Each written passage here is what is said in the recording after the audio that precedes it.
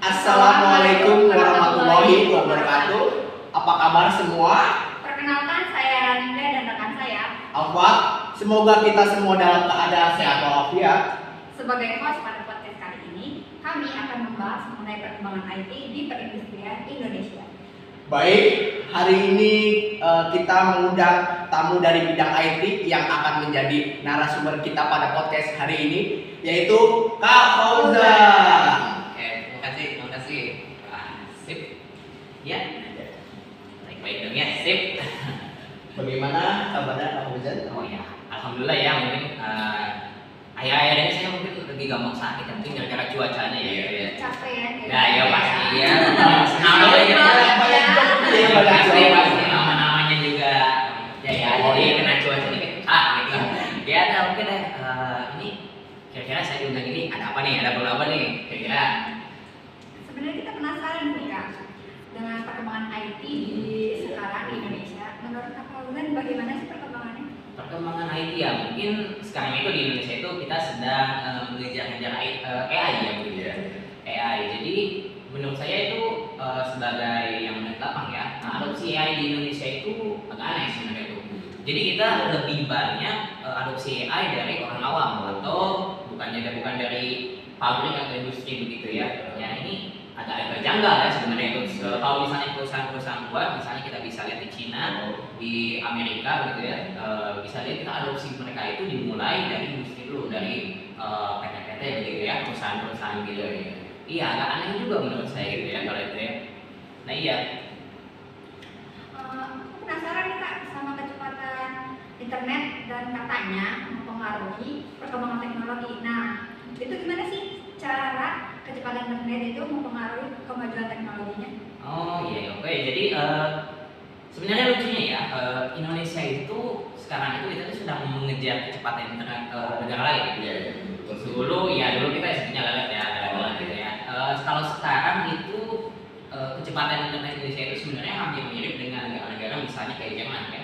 Jerman mungkin kita nggak lihat ya, karena begini, kecepatan di internet di Indonesia itu dia itu cepat untuk pengguna biasa, ya. Sebutnya cepat ya. Tapi adopsinya belum rata. Jadi kalau kita di kota-kota besar, kota-kota besar gitu, biasanya kecepatannya besar ya, bagus ya, dibandingkan. Nah iya. Tapi kalau kita ke pelosok ya, ke pelosok ke gunung gitu, adopsinya kurang. Nah menurut saya itu tuh kecepatan internet itu pertanda semacam bagaimana pentingnya internet bagi masyarakat. Untuk masyarakat kayak di kota itu kalau internet tahu dong ya gimana ya saya. Bayangin ini kalau dapat internet kampung di kota ya. Apalagi di pelosok yang di timur sana ya, di Papua gitu ya. Iya. Berarti pernah ke Papua nih? Ya. Ya, gini Fauzan, kira-kira kenapa kecepatan di Indonesia ini belum merata ya Kak? Oh iya, untuk setahu saya untuk ini tuh kita tuh infrastrukturnya sebenarnya sudah ada. Infrastrukturnya sudah ada.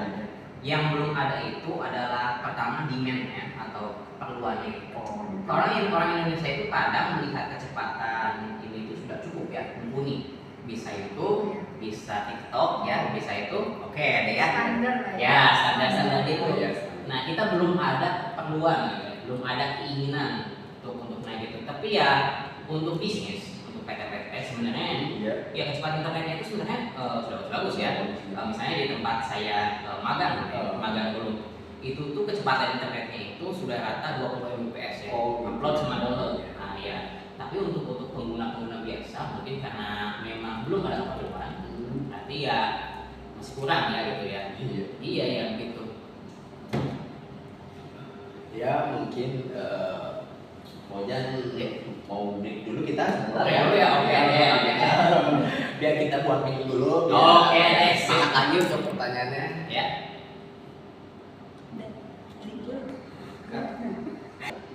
Nah, Kak Fauzan.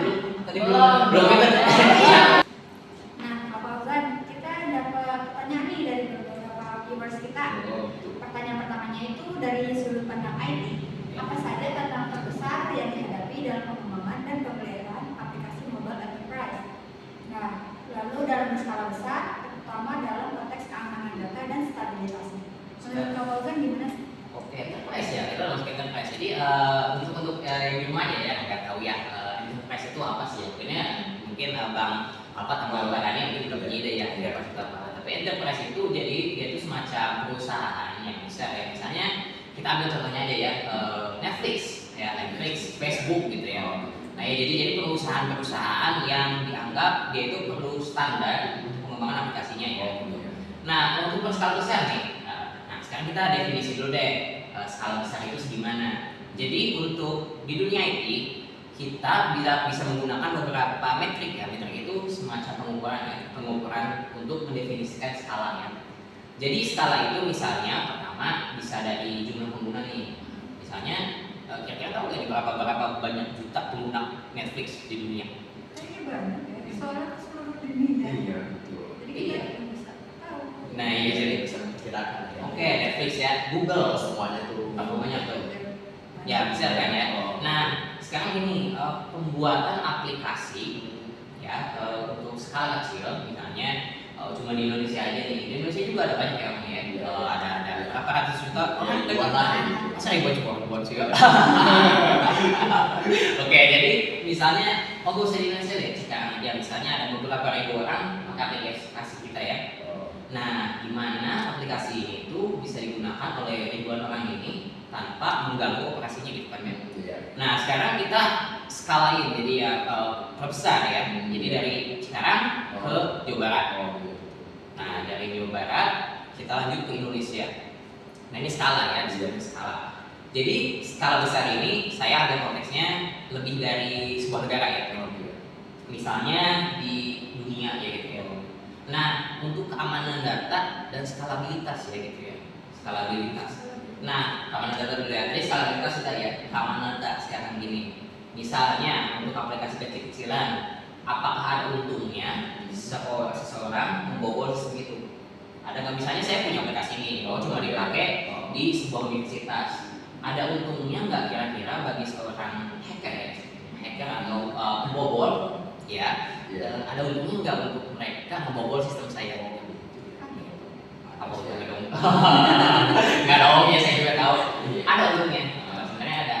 Cuma apakah untung itu bisa jadi uang? Bisa jadi sebuah alat untuk itu ya menjual data gitu ya, penjualan data gitu. Sebenarnya ada untungnya untuk semua itu karena data itu dapat dijual. Makanya itu untuk aplikasi enterprise, aplikasi yang dipakai di dunia misalnya ya. Ini keamanan data ini tuh dia itu sangat penting ya. Nah, tantangan terbesarnya itu apa nih? Pertama kita tuh harus tahu ya pengguna kita itu apa yang kita harapkan dari pengguna kita. Misalnya gini, kalau kita buat aplikasi ya, terus kita remeh-remehan lah ya keamanannya ya, kita bolehin password pendek ya, passwordnya itu tahu kan kadang kita kalau buat situs peraturannya itu password harus 6 huruf ya, harus ada huruf besarnya, harus ada angka gitu. Ini kenapa tuh kira-kira? Nah itu karena password yang semakin rumit ya dia itu. Nah ya password itu karena untuk membobol password itu sebenarnya susah. Membobol password itu susah. Aplikasi yang betul-betul dibuat itu ya dalam fokus keamanan itu tuh dia itu punya cara untuk membuat passwordnya. Misalnya kita passwordnya 1234 ya. Nanti itu diacak passwordnya itu disebutnya hashing. Nah semua aplikasi yang punya password yang aman, apalagi enterprise tadi ya, mereka tuh punya sistem hashingnya, hashing dan saltingnya itu mereka tuh udah standar ya, standar industri ya. Nah ya ini itu meskipun passwordnya udah diacak ya, kalau password kita cuma 1234 nanti itu bisa kebobol. Iya karena passwordnya. Nah iya karena passwordnya itu aman. Iya. Jadi bagaimana caranya seorang hacker membobol password yang udah hashing? Nah itu tekniknya itu namanya rainbow table dia itu disebutnya tabel pelangi. Tabel pelangi itu dia itu mengubah yang acak ini nih. Misalnya 1, 2, 3, 4 ini kalau diacak itu jadi misalnya ABCD. Nah nanti itu ada di suatu tempat hacker yang udah membobol sistem lain. Terus mereka tuh menemukan 1, 2, 3, 4 itu hasilnya ABC.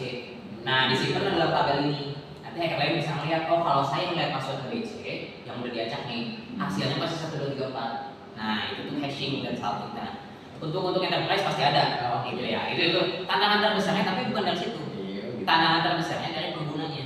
penggunanya ya. Iya, makanya kita sebagai pembuat aplikasi, sebagai developer aplikasi, kita perlu memperingati pengguna kita gitu.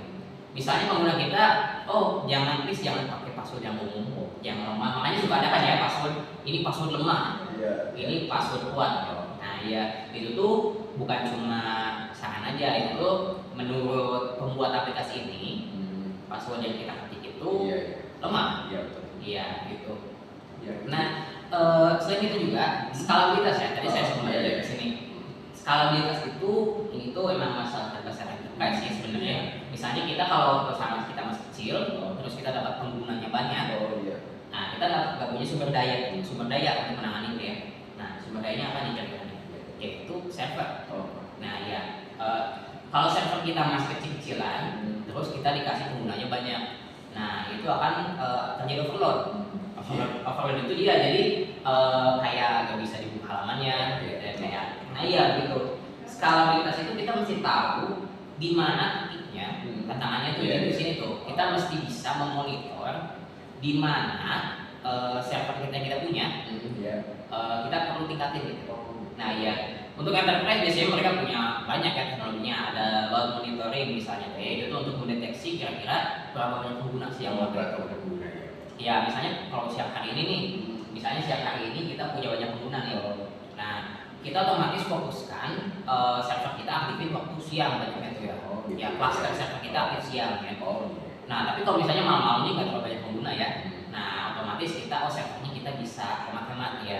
Soalnya itu listrik kan ya. Nah itu skalabilitas itu dari situ sumber daya bukan cuma dari orangnya aja ya. Orangnya pasti perlu kan pegawai PT-PT itu. Nah kita perlu juga server, perlu juga uang buat sumber dayanya itu tenaganya ya, listrik-listriknya begitu.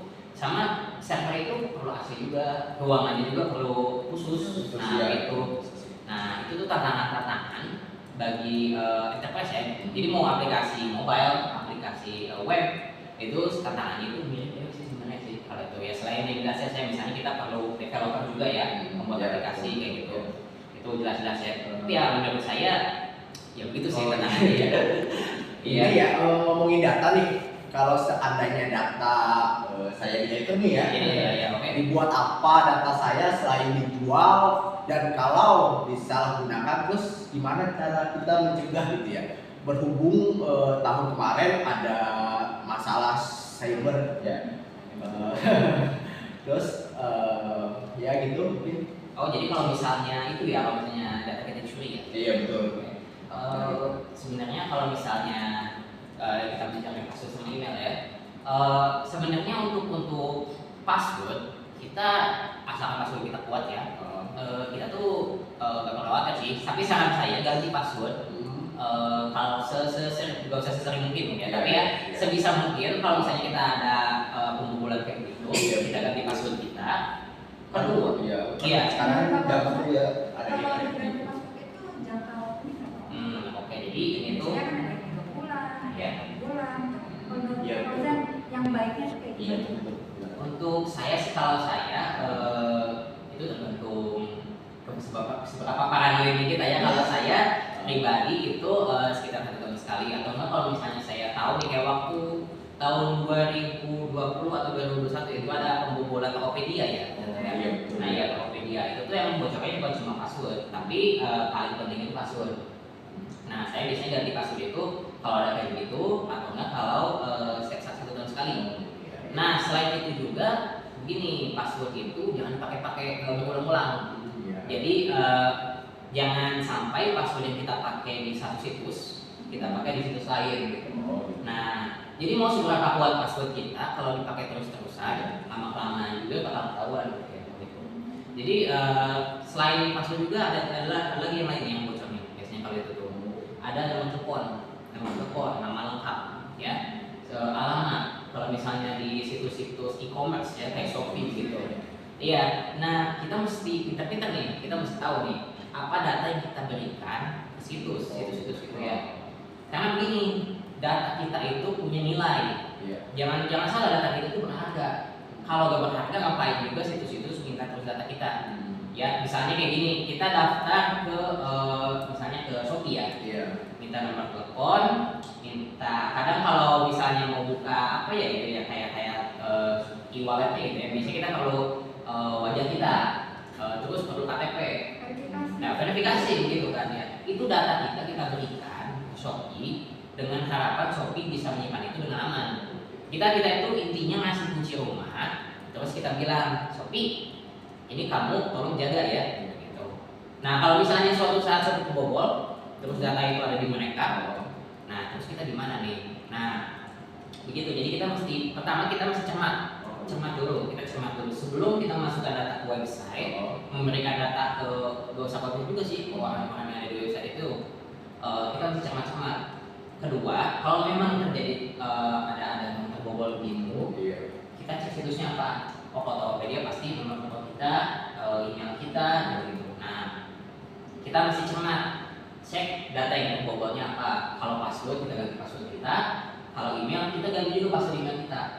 Nah, terus password yang udah diganti jangan sama situs lain. Harus beda. Makanya kalau untuk di enterprise, di perusahaan-perusahaan besar, kita biasanya memakai namanya password manager. Password manager itu jadi semacam aplikasi berangkas. Dia itu punya kunci, password kita ada di belakang password kayak kunci ini. Nah, gitu. Jadi terlindungi ya. Iya.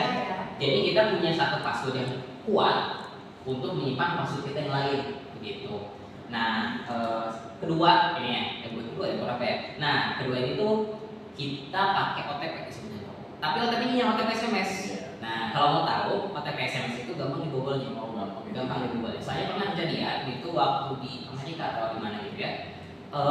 Di mana ada social engineering itu jadi orang menipu perusahaan atau apa gitu ya untuk mengambil data. Misalnya gini, saya nelfon Telkomsel nih. Saya mengaku sebagai saudaranya Pak Angkat. Saya bilang ke Telkomsel, maaf Mbak, ini saya saudaranya Bang Alfa nih.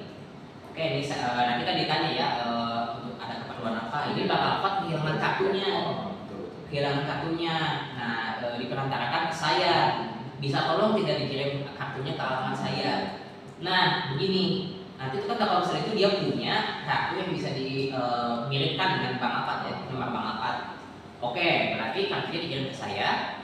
Nanti OTP SMS dari situs bisa masuk ke saya. Nah, pernah kejadian seperti itu? Ya, begitu. Jadi, begitu. Nah, iya, jangan salah. Jadi OTP itu, saran saya jangan pakai OTP SMS. Ya, ada OTP lain namanya OTP aplikasi, 2FA disebutnya. Nah, ini itu dia tuh OTP pakai aplikasi lagi. Nah, itu dikirim kodenya ke aplikasi itu. Ini tuh lebih aman. Sebenarnya lebih aman daripada SMS karena biasanya aplikasinya itu emang nggak bisa serangkai tadi social engineering ya, karena aplikasinya nggak ada CS-nya disebutnya tuh. Iya. Nah, ada lagi sekarang teknologi yang baru lagi nih, atau lagi tentang password, namanya passkey. Passkey itu dia itu password berbentuk fisik, kayak kunci beneran. Sekarang itu passkey yang terkenal itu dari FIDO, disebutnya tuh FIDO. Nah, dia itu kayak USB kecil. Biasanya itu ada kayak USB jarinya. Jadi ntar kalau kita mau masuk ke situs, kita tinggal masukin file itu di USB, sidik jari kita, terus otomatis masuk. Otomatis masuk. Iya gitu. Jadi kita nggak perlu password. Gitu. Iya. Jadi di industri juga kita ada perkataan begini. Semakin kita tidak tahu, semakin aman kita. Gitu. Jadi kalau saya sebenarnya nggak tahu password saya. Benar. Saya nggak tahu. Saya nggak ingat password Google saya. Nggak ada. Panjang password Google saya itu sekitar 128 karakter. Ya, nggak ingat beneran, nggak ingat satu huruf sama sekali. Sengaja. Password ya misalkan kita namanya manusia gitu ya, kita suka lupa gitu ya. Password kita lupa nih. Itu gimana caranya biar kita bisa mengembalikan itu gitu atau bisa ganti password gitu. Iya. Sebenarnya tergantung ya. Kalau misalnya kadang situs ada tombol lupa password ya. Pasti ya. Nah, begini. Jadi misalnya kalau misalnya kita perlu akun itu, kita simpan ke email akunnya ya. Makanya itu saya itu sering menyarankan begini. Kalau kita punya email, ya jangan sampai yang lupa password itu email kita. Kalau email kita yang lupa password, otomatis nanti kita kalau kita lupa password nggak bisa mana ya, gitu. Iya. Jadi begitu. Saran saya itu gini, kita punya berangkas untuk menyimpan password Ya, kan tadi password manager ya sebenarnya ya. Kita punya itu untuk menyimpan password kita. Ya, jadi kalau kita lupa password kita lihat ke situ sebenarnya itu gitu. Nah kalau misalnya kita lupa passwordnya dari situs yang nggak ada buat reset passwordnya ya masalah situsnya sih itu. Tapi biasanya kalau situs-situs sekarang kan dia itu udah punya alat untuk mengembalikan password kita kalau kita tahu email. Ya gitu. Ini ada lagi nih Kak dari viewers kita. Pertanyaannya dari perspektif talenta, beranggaran IT apa yang paling dicari saat ini dan di masa depan untuk mendukung perkembangan aplikasi dan AI di industri. Terus gimana cara peminat IT itu saat ini banyak banget ya? Ya, jadi emang untuk perkembangan ya dari sisi talenta ya yang diperlukan. Untuk perkembangan aplikasi itu sebenarnya dari zaman saya dulu tahun 2009 ya 2009 2010 ya 2009 2010. Beberapa tahun yang lalu ya. Umur berapa itu ya? Itu Umur 10 tahun. Oh iya. Jadi untuk perkembangan aplikasi sekarang itu kita itu ada beberapa perubahan paradigma ya seperti itu. Standarnya sudah berubah. Dulu waktu zaman saya itu kita kalau membuat aplikasi itu kita itu disebutnya pakai kode native. Native itu jadi bahasa yang didukung sama sistem operasi itu. Ya, misalnya saya punya Android. Saya kalau membuat aplikasi Android pakai Java. Oke, jadi talenta yang saya perlukan, saya perlu bisa Java. Ya. Tapi kalau sekarang kita kalau membuat aplikasi di Android bisa pakai nggak cuma Java, kita bisa pakai JavaScript, pakai namanya React Native ya. Terus kita bisa juga pakai yang lain juga pakai Kotlin, disebut itu Kotlin, Flutter, Go banyak. Jadi sekarang itu kalau kita membuat aplikasi mau di laptop, mau di komputer, mau di HP, itu sebenarnya kita nggak perlu cuma bisa Java. Kita punya banyak bahasa gitu ya. Iya, bagus. Ya, jadi kita saya nggak suka bahasa. Nah begitu, kita kalau nggak suka Java, oke, nggak apa-apa. Kita bisa belajar Kotlin, nggak suka Kotlin, oke, kita bisa belajar Flutter. Nanti kita bisa banyak belajar dari rumah Ya, aja ya. iya. Sekarang ini sebenarnya lebih mudah daripada dulu. Dulu kalau misalnya kita buat aplikasi Android, kita pertama pengen Android juga gak umum. Iya. Ya, ini saya ngomong ke tahun 2010 ya, 2010 2011. Dulu HP Android itu kan kecil ya, gini ya, gede gini. Ya, ini cimut yang kecil. Iya. Sekarang HP gede-gede kan ya, 6 inci. Dulu saya HP pertama itu yang Android itu dia 4 inci, segede gini, Galaxy Mini dulu tuh. Nah ya dulu tuh buat aplikasi itu pertama memorinya dulu cuma sekitar 100 mega 200 mega. Aplikasi kita nggak bisa gede-gede. Ya sekarang Shopee berapa giga? Kalau pasang Shopee, WhatsApp. Iya memori 100 giga gak cukup gitu. Zaman saya dulu 100 mega. Iya. Sangat jauh ya. Iya. Nah begitu. Jadi sekarang itu kita gak dibatasi hardware, tapi kita dibatasi seberapa efektif pembuatan aplikasi kita gitu ya. Tahu kan kalau misalnya Shopee nih kalian nih malas buka saya. Nah ini tuh nggak boleh pembuatan aplikasi sekarang. Kita talenta sekarang itu bagaimana caranya seorang pengguna bisa diam di aplikasi kita gitu. Jadi kalau misalnya saya buka Shopee, saya harus mau belajar. Nah seorang developer itu sekarang mesti pintar begitu. Bagaimana? Menarik ya. Iya benar gitu. Biar nggak pergi ke tempat yang lain. Nah iya, diem dong di sini gitu. Nah iya. Kita di sini masih ada yang narik jangan pergi gitu. Iya begitu. Talenta yang dulu ini tuh seperti itu. Sekarang itu nggak cuma kita cukup buat aplikasi. Aplikasi kita tuh mesti menarik, ya. Pertama menarik nih. Kedua mesti pengguna itu diem di aplikasi kita. Nggak boleh jangan dong ke kompetisi gitu deh, kompetitor kita. Dan sekarang untuk AI nih, ini masih baru. Sebenarnya untuk AI itu waktu zaman saya itu namanya bukan AI. Namanya machine learning. Machine learning. Jadi mesin yang bisa belajar. AI itu sebenarnya itu AI itu mesin yang bisa belajar dari input. Jadi gitu. AI itu dulu kalau zaman saya dulu kalau kita menyebut AI itu tuh lebih membahas tahu kalau misalnya robot-robot di film ya dia tuh bisa ngomong, dia bisa mikir. Nah iya canggih. Tapi kalau AI zaman sekarang itu tidak itu memang canggih, tapi dia tidak pintar. Dia tuh begini. Maksudnya pintar itu bukan tapi ini ChatGPT bisa ngerjain soal matematika ya. Enggak kayak gitu. Maksudnya AI itu begini, nggak pintar itu. Dia itu nggak punya niat. Misalnya gini, kalau saya bangun tidur, saya pengen tidur, itu niat. AI itu nggak punya niat. Nah, untuk di industri itu sekarang itu kita itu mendefinisikan kepintaran betul itu tuh kalau dia mempunyai niat. Gitu. Jadi kalau misalnya, oh saya, kalau AI itu ya, AI itu misalnya berpikir begini, oh mungkin pengguna saya akan sangat terbantu kalau saya membangunkan dia jam 5 pagi. Ayo bangun jam 5, ayo kita lari gitu. Nah, AI nggak ada kayak gitu. Dia itu cuma sebagai alat ya. Banyak ya Kak ya pertanyaan dari viewers ini. Iya, betul. Kita break dulu Kita kali break ya. dulu, kasihan ya. Oke.